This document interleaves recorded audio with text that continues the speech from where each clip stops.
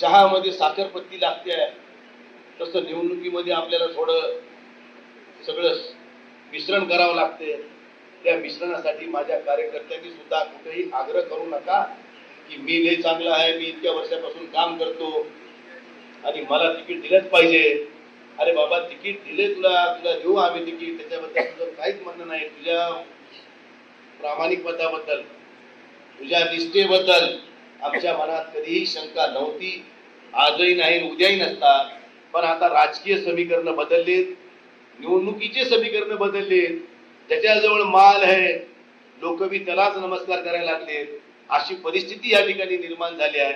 त्यामुळे किमान आपल्याजवळ त्यांच्या एवढं जरी नसलं तरी आपल्याजवळ चाराने जरी असावे, त्याच्याजवळ रुपया असला तरी आपण त्याची बरोबरी करू शकतो, अशी निवडणुका सध्या होऊ घातलेल्या आहेत.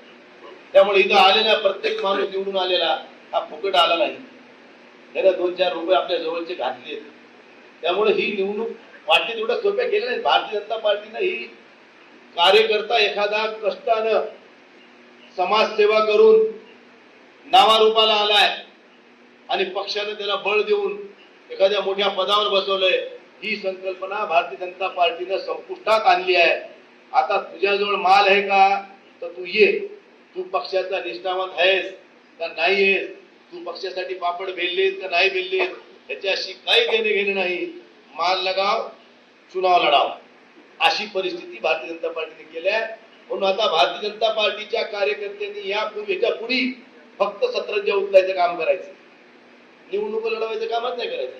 मला तर एक हसू आलं, प्रभाग क्रमांक 14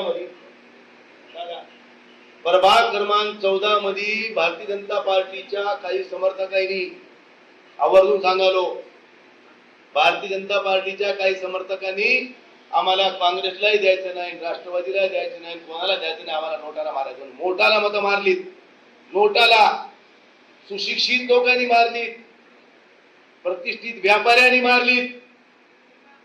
ही लाज वाटण्यासारखी गोष्ट आहे. अरे ही लोकशाही कशासाठी ठेवली आहे? तुम्हाला एवढा खुमखुमी होती तर उभे करायचे नाही माणसं, तुम्ही नको म्हणलं होतं तुम्हाला आम्ही. 35 जागा उभ्या केल्या, महापौर आमचा होणार म्हणून बोंबलत गावभर, उठून पण ढकला तुमचा महापौर. आले 12, ते मी रेडी खडी करून माल वाटून, परंतु उलट्या चोरायच्या बोंबा यांचा काय धंदा आहे, रेटून बोल, खोटं बोल. त्यामुळे अशा लोकांपासून सावध राहा. निवडणुकीत अपप्रचार केला, लाडक्या बहिणीच्या पगारी बंद करू, मतदान आम्हाला नाही दिल्यावर, तसं ह्याच्या बापाच्या घरून ते पगार द्यायला लोकांना. म्हणजे इतक्या खालच्या पातळीचा प्रचार भारतीय जनता पार्टीने करावा ही शोकांतिका आहे या देशामध्ये. म्हणून माझी सगळ्या मतदारांना विनंती आहे, या पुढच्या कुठल्याही निवडणुका जर आम्ही एकजुटीने लढलो, आमच्यामध्ये एक वाक्यता जर आम्ही ठेवली तर ह्याला आम्ही 4 मुद्द्याची केल्याशिवाय राहणार नाही, हे आपण लक्षात ठेवा. फक्त आमच्यामधला एक वाक्यता, आमच्यातली एकजूट ही कायम राहिली पाहिजे. थोडासा रुसवा फुगवा कुठं असतंय ते तुम्ही आपण कुठेतरी दूर केला पाहिजे, मनाचा मोठेपणा दाखवला पाहिजे. ज्यावेळेस आम्ही काँग्रेस आणि शिवसेनेची युती करत होतो त्यावेळेस 4-2 जागावर आमचं थोडं बहुत एक वाक्यता होत नव्हती, परंतु दोघांनी समजूतदारपणा घेतला, काँग्रेसने समजूतदारपणा घेतला आणि सामंजस्याने हा विषय संपवला. म्हणून आज आम्ही महापौर बनवण्यासाठी पात्र ठरलो. जर आम्ही सोबत बसलो नसतो तर आमचा महापौर झाला नसता, हे पण सत्य आहे. आता मी इथंच म्हणलो होतो, घडीला मतदान म्हणजे बीजेपीला मतदान, आणि ते सगळ्या लोकांनी ग्राह्य धरलं आणि त्या ठिकाणी सगळेजण एकवटले आणि त्या ठिकाणी दोन्ही पक्षाला बाजूला ठेवलं. म्हणून आपला महापौर होण्यासाठी आपण सगळेजण कारणीभूत ठरलो. या ठिकाणी सिद्धार्थ हत्ती आंबेरे मित्र आहे, परंतु आम्ही म्हणलो सिद्धार्थ भाऊ, एखादी गोष्ट इकडे तिकडे होत असते, एखादा निष्ठावंत काम करणारा कार्यकर्ता अशा वेळेस आग्रह करतो, आम्हाला सुद्धा माणसं जपायची असते, तुम्हाला सुद्धा जपायची असते. म्हणून आमदार साहेबांनी त्यांची नाराजी दूर केली आणि त्यांना 16च्या ऐवजी 12 उमेदवार देऊन टाकला आणि त्यांचंही समाधान करून टाकलं. 12 काल त्या आरोला करून इनव्हॅलिड केलेल्या मतातले 2 मतं बाहेर काढले आणि त्याला व्हॅलिड करून हा निकाल त्यांना फिरवायचा होता. पण आमच्या उमेदवार आणि त्याच्या समर्थकांनी आम्हाला फोन केला, मी त्या ठिकाणी पोहोचलो, माझ्या पाठोपाठ आमदार साहेब आले, आम्ही त्या अधिकाऱ्याला सरळ सांगितलं हे सगळं इन कॅमेरा चालू आहे, मी सगळी मीडिया घेऊन आलोय. इनव्हॅलिड झालेल्या मताला व्हॅलिड करण्याचा नैतिक अधिकार आता तुम्हाला राहिलेला नाही. ज्या वेळेस तुम्ही इनव्हॅलिड मत बाजूला केलेत, आता व्हॅलिड मतच तुम्हाला मोजायचे, ह्या मताला तुम्हाला हात लावायचा नैतिक अधिकार नाही. परंतु तो अंडर प्रेशर होत्या. मी त्यांना विचारलं तुम्हाला काही दबाव आहे का, तुम्ही कोणत्या नैतिकतेतून ह्या मत मोजणार आहात, हे मत तुम्हीच इनव्हॅलिड केलेत, मग आता तुम्हाला पुन्हा ते व्हॅलिड करण्यासाठी इकडे घ्यायचा आहे का, कोण दिला तुम्हाला.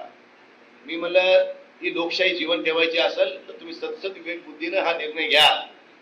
तुम्ही जर इथे गडबड करताल तर तुम्हाला या ठिकाणी जागेवर निलंबित करण्याची भूमिका सुद्धा मी घेतल्याशी सोडणार नाही, लक्षात ठेवा. आम्ही एवढं टोकाचं बोललो, आरोला भेटलो, आरोला सगळी वस्तुस्थिती सांगितली, आरोला त्यांच्याकडे पाठवलं आणि आरोला नंतर निकाल जाहीर केला. पण जाहीर केल्यावर सुद्धा पुन्हा थांबवलं आणि पुन्हा रिकाउंटिंग करायचा अर्ज उमेदवार देतो आणि हे ते अर्ज घेतात. त्याच्या एवढी लाजीरवाणी निवडणूक मी या देशामध्ये कधी पाहिली नाही आणि भविष्यात तर पाहू शकतो, हे तर काळ आहे तोवर. त्यामुळे अशा पद्धतीने जर या निवडणुका होत असतील आणि सामान्य मतदाराला तुम्ही प्रलोभन देऊन निवडणूक जिंकत असताल तर मला ह्या लोकांची, ह्या पक्षाची क्यू करावी वाटते. इकडं घोषणा काय, देशात नंबर 1 चा पक्ष कोणता, भारतीय जनता पार्टी. आणि रस्त्यावर प्रचारात फिरताना 4 कार्यकर्ते नाहीत भारतीय जनता पार्टी जवळ, पण देशातला नंबर 1 चा पक्ष, त्याच्या मागे माणूस नाही. पण ह्यांच्या मागे माणूस जर नसला तर सत्तेच्या माध्यमातून प्रशासनातले काही अधिकारी आणि पैशाची मस्ती ह्या दोन जोरावर ते ह्या ठिकाणी निवडणुकीला समोरे गेलेत.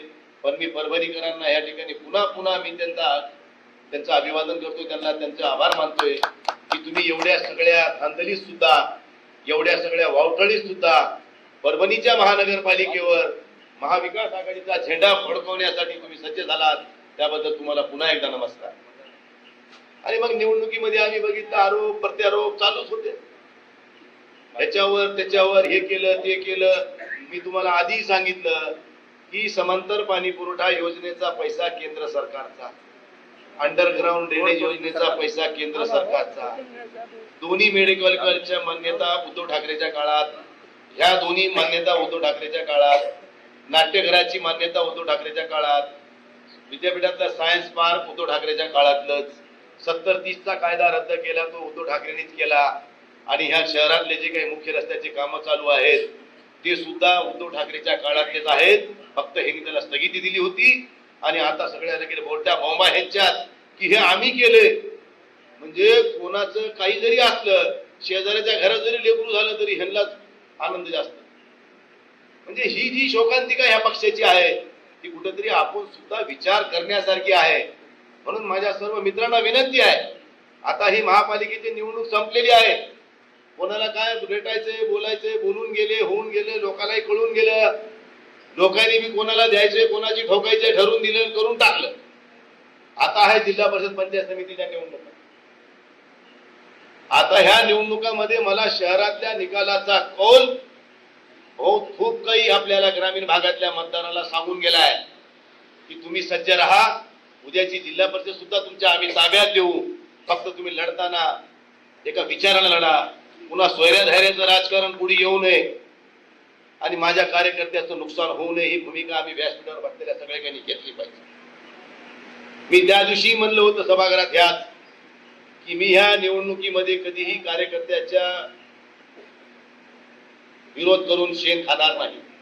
आणि उद्याही सांगतो, मी जिल्हा परिषदेच्या निवडणुकीत अशी कुठली भूमिका मी घेतली नाही किंवा घेणार नाही.